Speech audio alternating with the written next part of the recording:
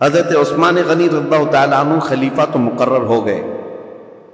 اس خلیفہ کے انتخاب میں تقریباً 15 سے 20 دن کا عرصہ گزر گیا. حضرت عثمان غنی نے کہا اگر آپ میرے ہاتھ پہ بیعت نہیں ہونا چاہتے تو میں مشورہ دیتا ہوں علی بن ابی طالب کے ہاتھ پہ ہو جاؤ.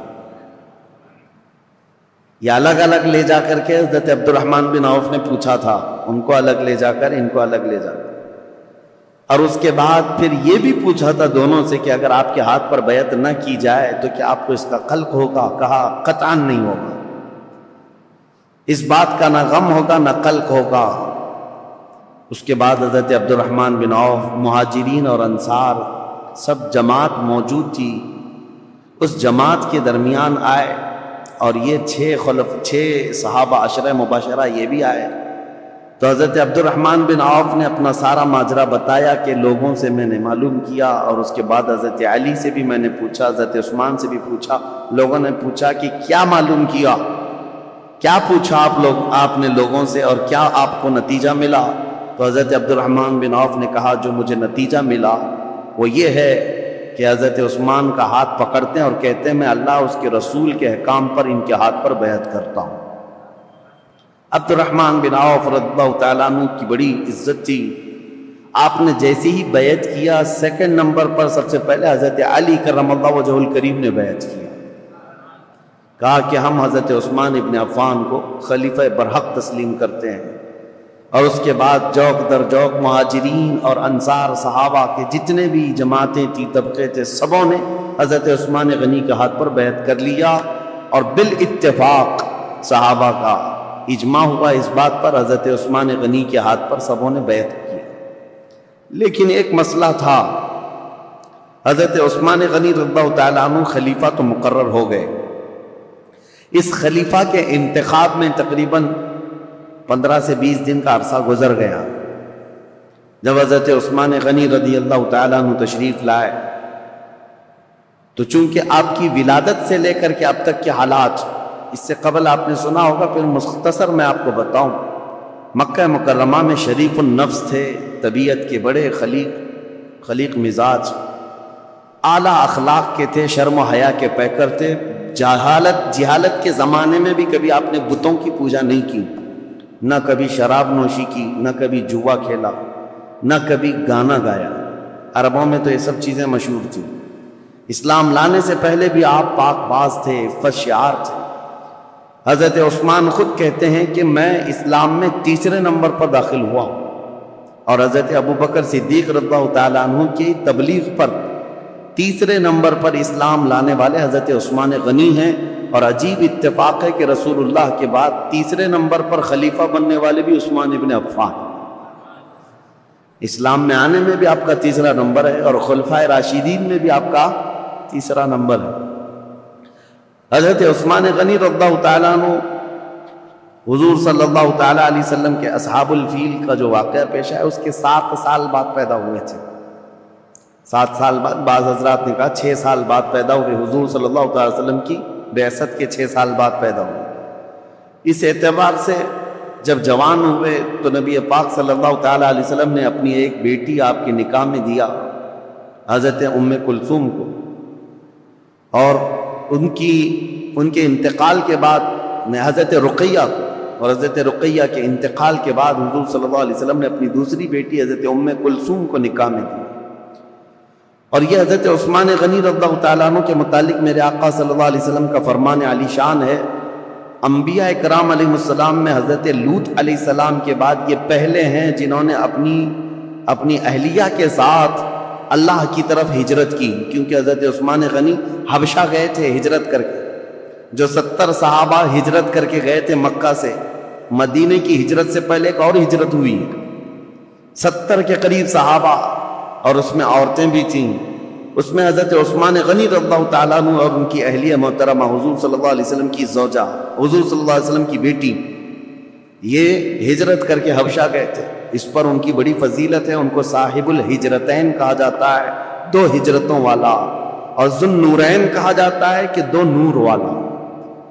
اور حضور اکرم صلی اللہ تعالیٰ علیہ وسلم نے یہ بھی فرمایا اب تک روئے زمین پر کوئی ایسا شخص نہیں جس کے عقد میں ایک نبی کی 2 بیٹیاں آئی سوائے عثمان بن عفان کی. حضرت عثمان غنی رضی اللہ تعالیٰ عنہ کے نکاح میں آئی، ایک کے انتقال کے بعد دوسری.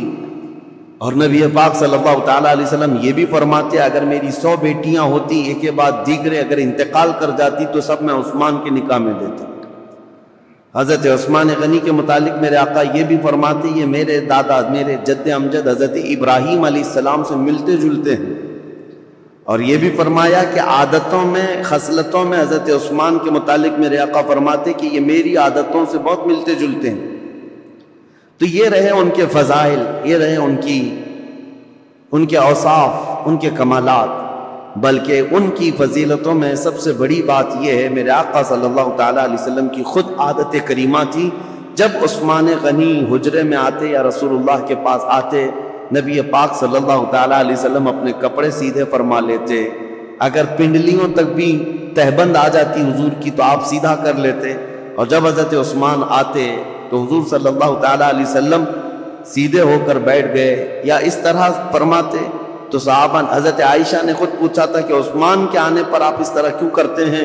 میرے آقا صلی اللہ تعالیٰ علیہ وسلم فرماتے ہیں کیا میں اس شخص سے حیا نہ کروں جس سے اللہ کے فرشتے بھی حیا کرتے ہیں؟ وہ حیا کے پیکر تھے حضرت عثمان غنی رضی اللہ تعالیٰ عنہ. یہ ان کی فضیلت کے لیے سب سے بڑی بات ہے کہ اللہ کے فرشتے جس سے حیا کرتے ہوں وہ عثمان بن عفان. اب خلافت کا دور شروع ہوا لیکن ان کی قربانیاں بھی بہت ہیں. رسول اللہ صلی اللہ علیہ وسلم کے دور میں ان کے خلافت کا دور بیان کرنے سے پہلے یہ بات بھی ضروری ہے کہ ان کا جو احسان ہے وہ بھلایا نہیں جا سکتا. حضرت عثمان غنی کو اللہ تعالیٰ نے بے پناہ مال سے نوازا تھا. وہ تنہا خلیفہ ایسے ہیں جنہوں نے بیت المال سے پوری زندگی میں 1 روپیہ بھی خرچہ نہیں کیا اپنے لیے، ورنہ دوسرے خلفاء کا وظیفہ مقرر تھا. حضرت ابوبکر کا بھی تھا، حضرت عمر کا بھی تھا، تنخواہ مقرر تھی بیت المال سے. حضرت عثمان نے کوئی تنخواہ نہیں لی پوری زندگی بھر، بلکہ ان کا مال اتنا تھا کہ رسول پاک صلی اللہ تعالیٰ علیہ وسلم جیش العسرہ کے وقت ایک جنگ میں جانے کے وقت ترغیب دے رہے تھے مسلمانوں کو کہ کوئی مال اللہ کی راہ میں خرچ کرے. تب حضرت عثمان غنی آئے تھے اور کہا تھا میری طرف سے 100 اونٹ اور ساز و سامان کے ساتھ. حضور صلی اللہ علیہ وسلم نے دوبارہ ترغیب دیا تو حضرت عثمان پھر کھڑے ہوئے کہا میری طرف سے 200 اونٹ اور ساز و سامان. تیسری مرتبہ حضور نے فرمایا تو حضرت عثمان کھڑے ہوئے کہا 300 اونٹ میری طرف سے اور ساز و سامان. نبی پاک صلی اللہ تعالیٰ علیہ وسلم کھڑے ہوئے اور پھر حضرت عثمان غنی 1000 دینار، 40 دینار پر زکوٰۃ واجب ہوتی ہے، 7.5 تولہ سونے کے برابر 40 دینار ہوتے ہیں. 1000 دینار حضرت عثمان غنی جھولیوں میں بھر کر رسول پاک صلی اللہ علیہ وسلم کے پاس لا کر نظر کر دیا. حضور صلی اللہ تعالیٰ علیہ وسلم ان کے لائے ہوئے دینار کو الٹ پلٹ کرتے تھے اور منبر پر کھڑے ہو کر فرماتے آج کے بعد سے عثمان کو کوئی عمل نقصان نہیں دے سکتا، ان پر جنت واجب ہو چکی ہے. حضرت عثمان غنی کی یہ قربانی میرے عزیزو، یہ آسان لگتا ہے 100 اونٹ 200 اونٹ 300 اونٹ. اس زمانے میں بھی اونٹ کی قیمت جو ہے آج کی مشہور کار کے برابر تھی. اس وقت کی سواریاں ہیں، جس کے پاس 1 اونٹ ہے یہ سمجھ لے کہ وہ بڑا امیر شخص ہوا کرتا تھا. اونٹ کی سواری مہنگی سواریوں میں سے ہوتی تھی اور 100 اونٹ نظر کر دینا، بلکہ 300 اونٹ ایک جنگ میں نظر کر دینا. ایک تاریخ داں ہیں، مورخ ہیں، انہوں نے اس زمانے کے کیلکولیشن کے اعتبار سے اس وقت کی جو بھی اماؤنٹ انہوں نے دی تھی حضرت عثمان غنی نے، اس کو کمپیئر کر کے بتایا ہے کہ اس دور میں حضرت عثمان غنی کا دیا ہوا دان، دیا ہوا صدقہ، قیمت اور اس کی مالیت اگر کمپیئر کی جائے تو اس زمانے کے 1 ارب 20 کروڑ روپیہ بنتے ہیں. 116 کروڑ یا 120 کروڑ کے برابر وہ رقم ہوتی ہے جو آپ نے ایک بار میں دیا ہے. کون ہے جو اتنی خطیر اتنی بڑی رقم میرے مصطفیٰ کریم صلی اللہ علیہ وسلم کے ایک فرمان پر لا کر نظر کر دے؟ حضرت عثمان غنی رضی اللہ تعالیٰ عنہ یہ وہ شخص ہیں کہ جب مدینہ طیبہ میں تشریف لائے تو مسلمانوں کے لیے میٹھے پانی کا ایک ہی کنواں تھا، وہ یہودی کے قبضے میں تھا اور وہ پیسوں سے بیچتا تھا۔ حضرت عثمان غنی رضی اللہ تعالیٰ عنہ نے حضور صلی اللہ علیہ وسلم کے اس فرمان پر کہ کون ہے جو یہ کنواں مسلمانوں کے لیے خریدے تو اس کے لیے جنت واجب ہے، جنت کی نہر اس کے لیے، اپنے مال خاص سے اس کنویں کو خریدا حضرت عثمان غنی نے اور ہمیشہ کے لیے وقف کیا۔ بیر روما وہ کنواں آج بھی مدینے میں ہے اور پانی سے لبالب بھرا بھی ہے۔ مدینے والوں کے لیے پانی کا سب سے پہلے انتظام کرنے والے عثمان بن عفان ہیں۔ ان کے علاوہ مدینے کی تجارت کا جو سامان ہوا کرتا بازار میں، یہودی پورے مارکیٹ پر قبضہ کیے ہوئے رہتے تھے، باہر سے آتے تجارت کرتے اور پیسہ بہت زیادہ لے کر جاتے۔ حضرت عثمان غنی نے پورے بازار کو کیپچر کر لیا۔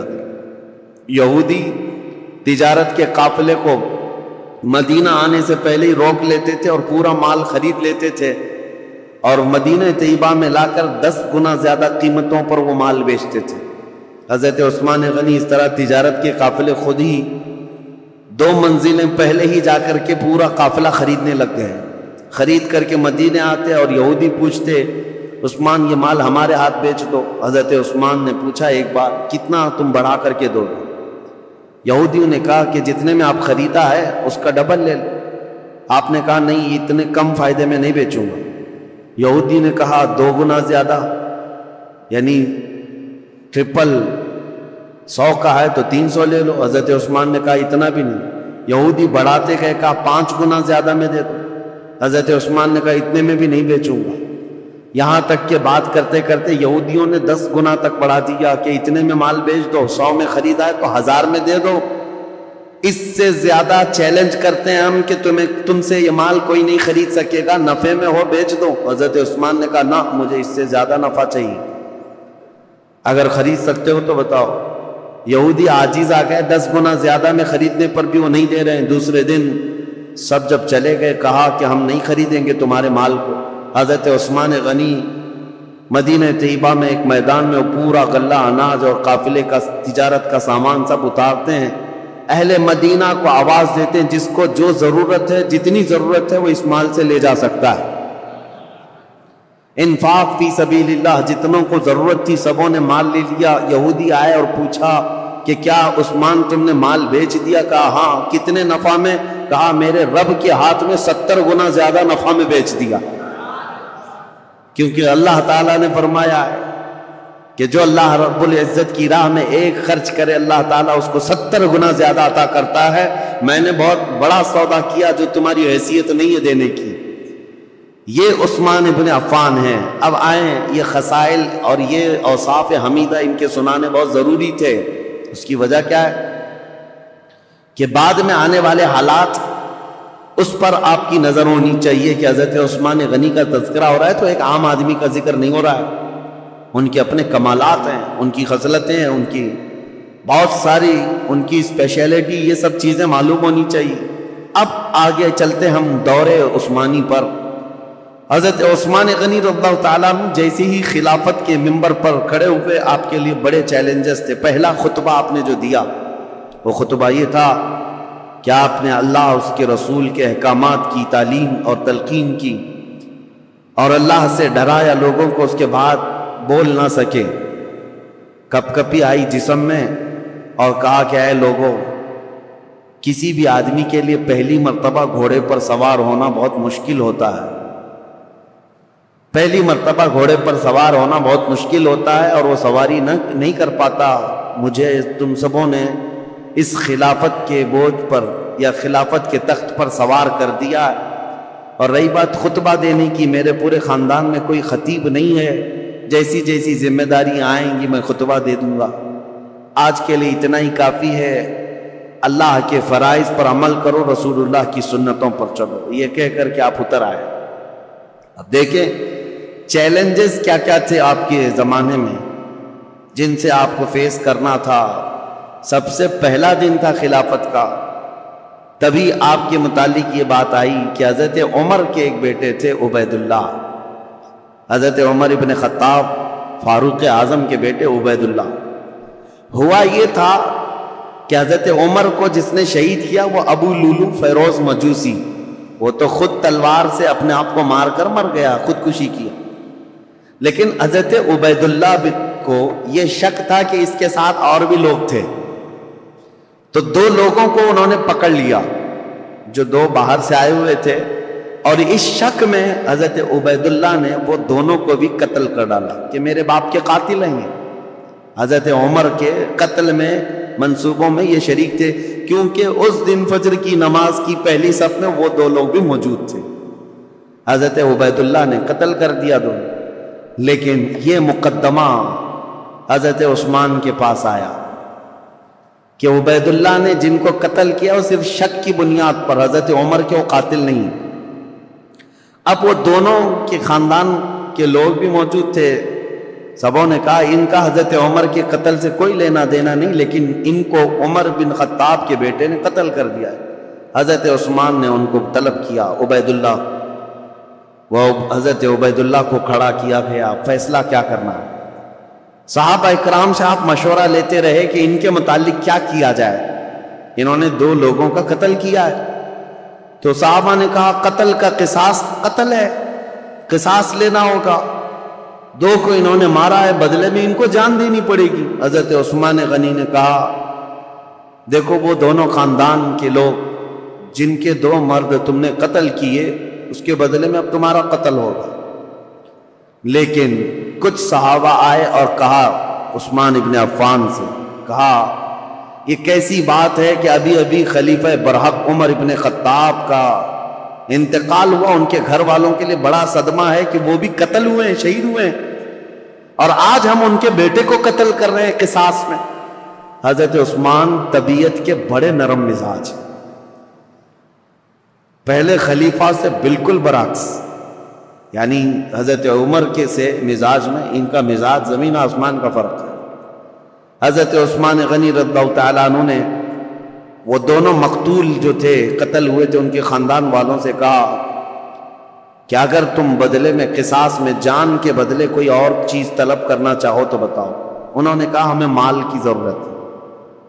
حضرت عثمان نے جتنا انہوں نے طلب کیا تھا اس کا 10 گنا بڑھا کر کے اپنے جیب خاص سے وہ دونوں کے قتل کی دیت ادا کر دی، خون بہا اس کو کہا جاتا تھا، اور قتل کے بدلے میں یہ فدیہ دے کر کے ان کو آزاد کر، ان کو رخصت کر دیا۔ اس طرح حضرت عبید اللہ بن عمر کو بھی انہوں نے بچا لیا۔ یہ پہلا مقدمہ تھا جو حضرت عثمان ابن عفان کی خلافت کے دور میں پیش آیا۔ لیکن اس مقدمے کا چرچا سب جگہ پھیلا کہ آپ کا یہ عدل تھا کہ حضرت عثمان غنی رضی اللہ تعالیٰ عنہ نے مقتولین کے گھر بھی بھاری بھرکم معاوضہ پہنچایا اور حضرت عمر ابن خطاب کے گھرانے کو بھی بچا لیا۔ یہ حالات زیادہ دن تک نہیں چلے۔ بہرحال اب مجھے یہ بتانا ضروری ہے کہ حضرت عثمان ابن عفان رضی اللہ تعالیٰ عنہ طبیعت کے نرم مزاج تھے۔ جب آپ خلافت پر بیٹھے تھے اس وقت تو آپ کی عمر 70 سال کے قریب تھی۔ حضرت عثمان غنی رضی اللہ تعالیٰ عنہ 70 سے اوپر تھی۔ 70 سال کی عمر کے بعد آپ کو خلافت پر فائز کیا گیا ہے۔ آپ نے اپنے دور میں جو فوجیں بھیجی اور بہت سارے جو ممالک اسلامیہ یعنی دوسرے ممالک جو اسلام میں آئے ان کی بھی ایک لمبی فہرست ہے۔ پہلا تو یہ ہے کہ حضرت عثمان ابن عفان رضی اللہ تعالیٰ عنہ کے دور میں اسپین جو اس زمانے میں اندلس کہا جاتا تھا، آج کا اسپین، یہ حضرت عثمان غنی کے دور میں فتح ہوا۔